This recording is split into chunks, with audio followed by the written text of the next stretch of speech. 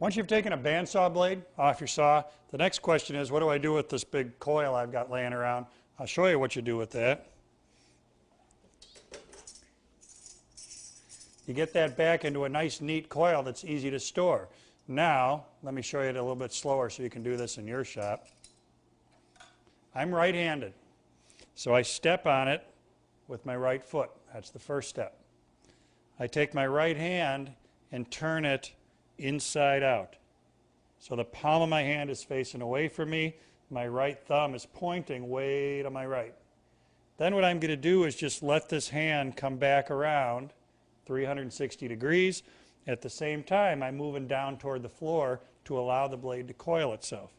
So my right hand's inside out. My thumb is pointing to the right. I'm going to turn this coil going down toward the floor. My thumb's coming around 360 degrees. That creates a nice little coil. Now you're not quite done yet because this is a bear trap hanging on a wall waiting to spring on you. You want to wrap that up with just a little bit of masking tape so that it stays in that coil. Great way and a safe way to store your bandsaw blades.